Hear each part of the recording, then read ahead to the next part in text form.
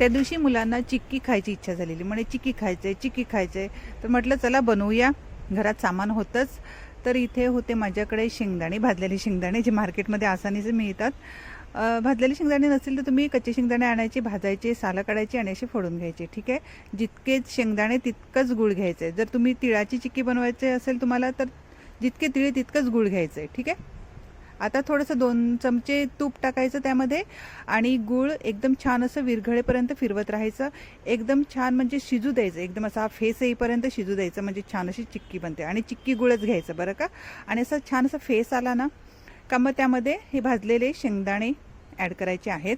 आणि लगेच काय करायचं, एका डिशला तूप लावून ठेवायचं अगोदरच आणि त्यामध्ये ओतून घ्यायचं आहे, नाहीतर मग तुमची चिक्की त्या कढईमध्ये जमून जाईल. तर हे बघा मी ऑलरेडी लावून ठेवलं होतं तूप एका डिशला, त्यामध्ये सर्व ॲड केलेलं आहे. आणि आता काय करायचं, 5 ते 10 मिनटापर्यंत असंच ठेवून द्यायचं, थोडंसं थंड होऊन द्यायचं. 5 ते 10 मिनटं, जास्त नाही. आणि 5 ते 10 मिनटं झालं का काय करायचं, त्याला अशा वड्या पडून घ्यायच्या, कारण की कडक झाल्यावर नंतर मग छान अशा वड्या नाही पडणार. मग थोडंसं थंड झालं ना, म्हणजे थोडंसं गरम असतानाच अशा कट मारून घ्यायच्या आहेत, म्हणजे छान अशी चिक्कीचा आकार द्यायचा. आणि हे बघा, अरे यार उचलो मत झालं आहे ना, 2-2.5 तास लागतात कडक व्हायला. आणि हे बघा छान अशी कडक झालेली आहे, तुम्हाला आवाज तर येत असेलच. हे बघा मस्त झालं आहे ना छान अशी चिक्की.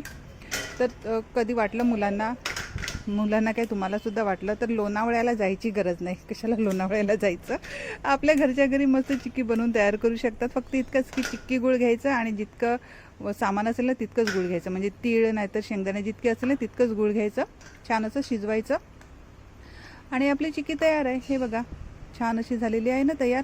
म्हटलं मुलांना घ्या, आता तुम्हाला खायचं आहे ना, घ्या, गिळा, किती गिळतात तेवढे.